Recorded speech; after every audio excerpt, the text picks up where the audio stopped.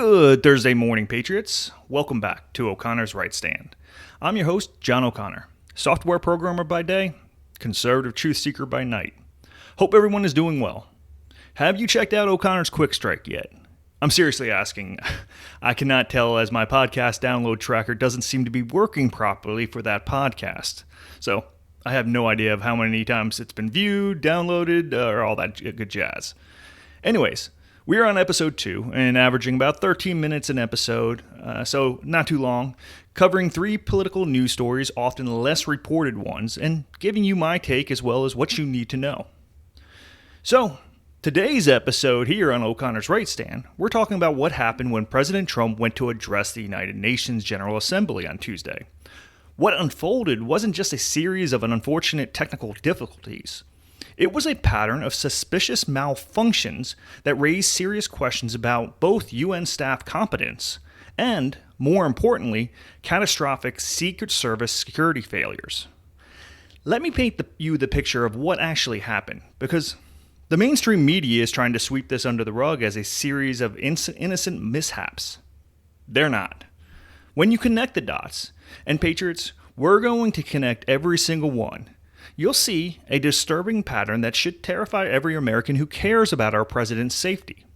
If you think you know the full story, I bet you don't have the complete picture. So let me give you all the nuggets of information. The Right Stand starts now.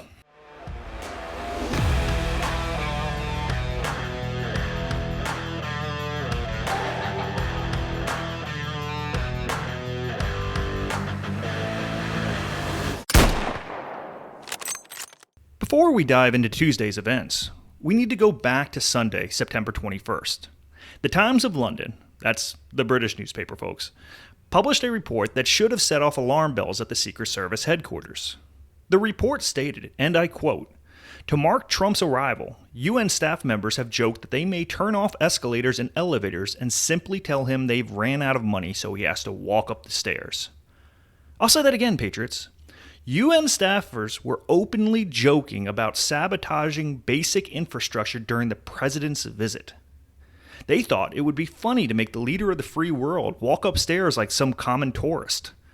These globalist bureaucrats at the UN thought it would be hilarious to humiliate the President of the United States. Now, here's where it gets interesting, and by interesting, I mean absolutely infuriating. This wasn't some random comment overheard in a coffee shop. This was reported in a major international newspaper 2 days before Trump's visit. The Secret Service, the UN security team, and everyone responsible for protecting our president had advance notice that UN staff were disgusting, even in jest, sabotaging escalators during Trump's arrival.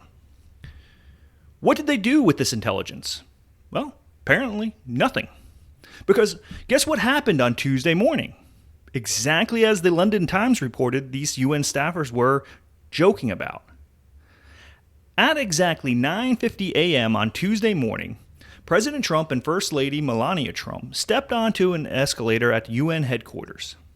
The moment, and I mean the exact moment, they stepped onto that escalator, it ground to a halt. Not a minute later, not after they reached the top, but the instant they committed to riding it up to address world leaders. Video footage shows the president looking around, clearly caught off guard, before he and the First Lady were forced to walk up the stopped escalator like they were climbing stairs. Exactly what those UN staffers had joked about making him do. Now, here's what should terrify us. The Secret Service response to this incident, or rather, their complete lack of response. When that escalator stopped, creating what security experts correctly identified as a choke point, a confined space where the president becomes a sitting target, what did our supposedly elite Secret Service agents do? Well, they stood there. They looked around. They hoped someone would fix the problem.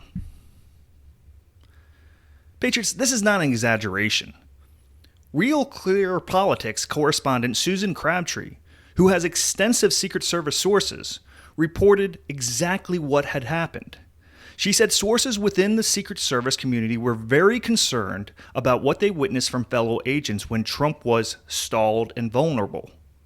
She compared it directly to the delayed Secret Service response during the July 13th assassination attempt, when it took them far too long to get Trump off stage after a bullet grazed his ear. Think about this tactically for a moment.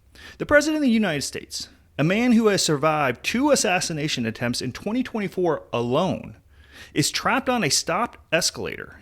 He cannot truly move forward quickly, he cannot retreat, and he's slightly elevated above the crowd like a target on a shooting range. In that moment, Secret Service protocol should have agents immediately surrounding him, creating a human shield and evacuating him from that vulnerable position. Instead, they stood around looking like confused mall security guards.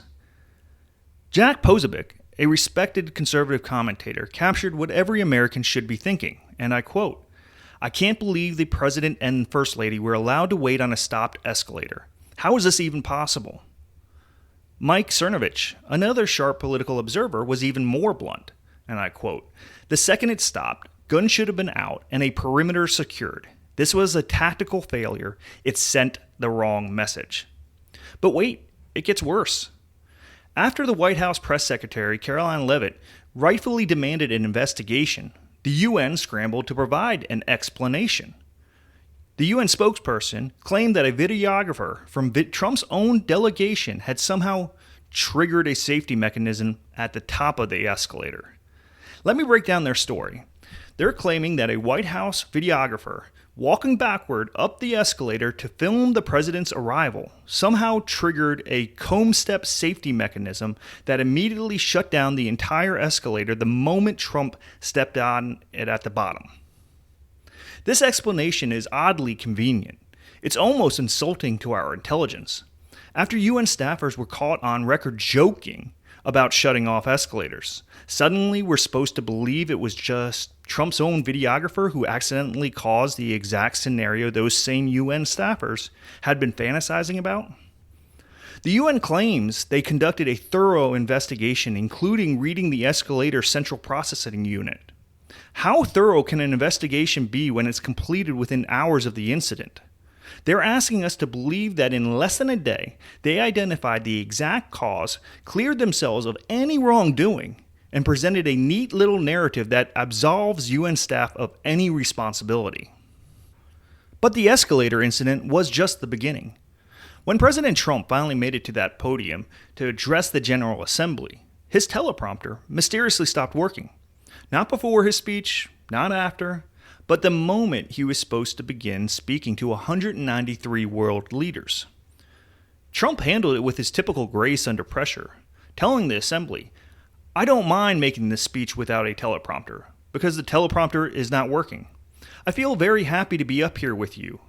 Nevertheless, and that way you speak more from the heart, I can only say that whoever is operating this teleprompter is in big trouble." The audience laughed. But patriots, this isn't funny. This was a deliberate attempt to sabotage the president's address to the world leaders.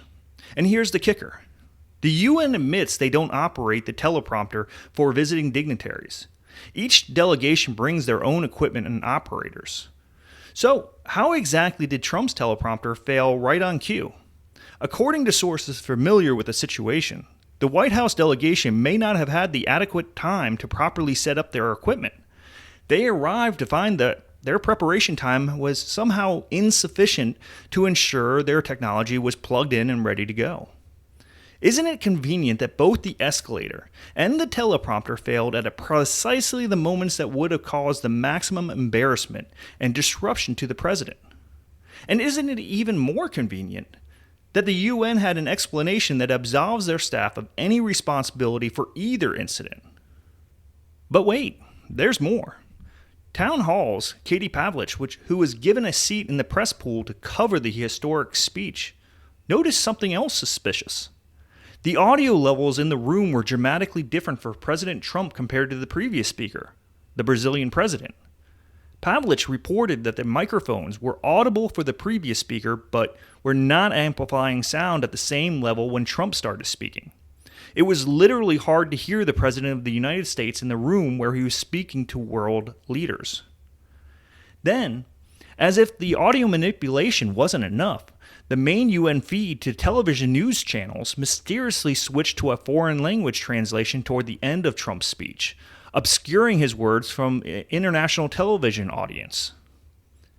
Let me get this straight. The escalator stops the moment Trump steps on it. The teleprompter fails at the moment he begins speaking. The audio levels are mysteriously lower for his speech than the previous speakers. And the international television feed gets switched to a foreign language translation during his remarks. 4 separate technical failures, all targeting the same person, all occurring at the worst possible moments. What are the odds? To her credit, White House Press Secretary Caroline Leavitt didn't let this slide. She immediately connected the dots between the London Times report and Tuesday's events, stating unequivocally, if someone at the UN intentionally stopped the escalator as the President and First Lady were stepping on, they need to be fired and investigated immediately. On Jesse Waters' primetime, Leavitt was even more direct, and I quote, "That's definitely what it appears to be to me. There was some concerning reporting over the weekend from the London Times that UN globalist staffers were basically plotting to set up the President of the United States. The Secret Service has now launched an investigation, but Patriots, this is classic government reaction. Investigate after the threat has already materialized instead of preventing it when you had advance intelligence. We knew that from the London Times report that UN staffers were talking about sabotaging escalators. We knew they had motives. They're globalist bureaucrats who despise Trump's America First agenda. We knew they had an opportunity. They controlled the building where Trump would be speaking. Yet somehow, with all this foreknowledge, our security apparatus failed to protect the president from exactly the kind of incident that had been publicly discussed in international media." Despite all these obstacles, President Trump delivered a masterful speech that perfectly captured the dysfunction he was experiencing in real time.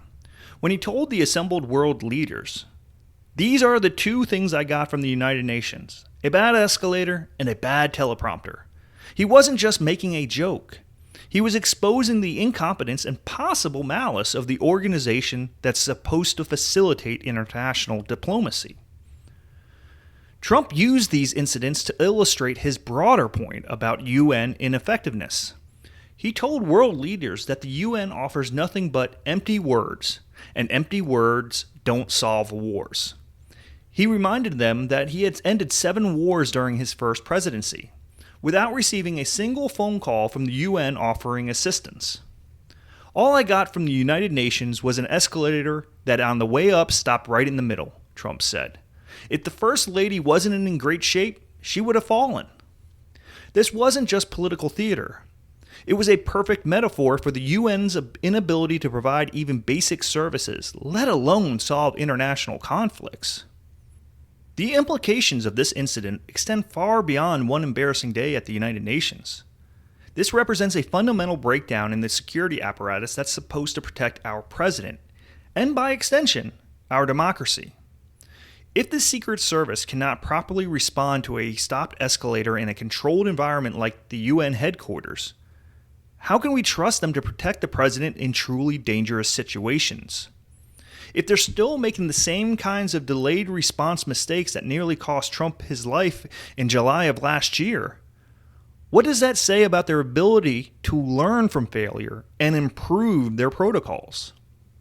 If international organizations like the UN can create hostile environments for American officials, whether through malicious intent or gross negligence, what does that say about our standing in the world and our ability to conduct diplomacy from a position of strength? These are not abstract questions. President Trump faces real threats from real enemies who would love nothing more than to see him eliminated. Every security failure, every delayed response, every moment of confusion or hesitation by his protective detail creates opportunities for those enemies to act. So, what needs to happen now? First and most immediately, the Secret Service investigation needs to be thorough, transparent, and result in concrete changes to protective protocols. We cannot have another situation where the president is left vulnerable while his security detail stands around looking confused. Second, anyone at the UN who was involved in discussing, planning, or implementing any form of sabotage against American officials needs to be identified and then held accountable. This includes termination of employment and potential criminal prosecution if evidence of intentional interference is found. Third, the United States needs to seriously reconsider its relationship with an organization that treats our president with such obvious contempt. We are the largest contributor to the UN budget, providing billions in funding to an organization whose staff joke about sabotaging our leaders. And finally, Americans need to understand that these incidents are not isolated embarrassments. They are symptoms of a broader problem where our institutions, both domestic and international, have been compromised by people who oppose everything our country stands for. Patriots, what happened at the UN on Tuesday wasn't just about escalators and teleprompters. It was about respect, security, and the fundamental question of whether American leadership will be allowed to operate effectively in an increasingly hostile international environment. When UN staffers feel comfortable joking about sabotaging American officials, when our Secret Service fails to respond appropriately to security threats, when technical failures mysteriously target our American speakers, these aren't coincidences. They're coordinated attacks on our sovereignty and our leadership. President Trump handled these challenges with the grace and strength that made him a great president and will make him great again. But he shouldn't have to overcome sabotage and security failures just to address world leaders. He should be able to count on professional, competent protection and basic respect from international organizations. The fact that he can't reveals how much work we still have to do to restore American strength and credibility on the world stage. It shows why we need leaders who understand that American first isn't just a slogan. It's a necessity in a world where even our supposed allies work to undermine us. Well, that's our show for today, Patriots. The truth is out there, but you have to be willing to connect the dots and ask the hard questions. Keep fighting for America, and I'll keep bringing you the analysis you won't get anywhere else. If you haven't already, make sure to hit that subscribe, follow, and/or like button. It really does help me out. And thank you in advance. Once done here, head on over and check out yesterday's episode of O'Connor's Quick Strike. The next episode will be airing tomorrow. Remember, Mondays, Wednesdays, and Fridays is Quick Strike. This podcast continues to be Tuesdays and Thursdays. Have a great rest of your day. This is O'Connor's Right Stand, and we'll be back next time with more truth the establishment doesn't want you to hear. Until then, stay strong, stay informed, and never stop fighting for the country we love. Until next time, this is John O'Connor, signing off.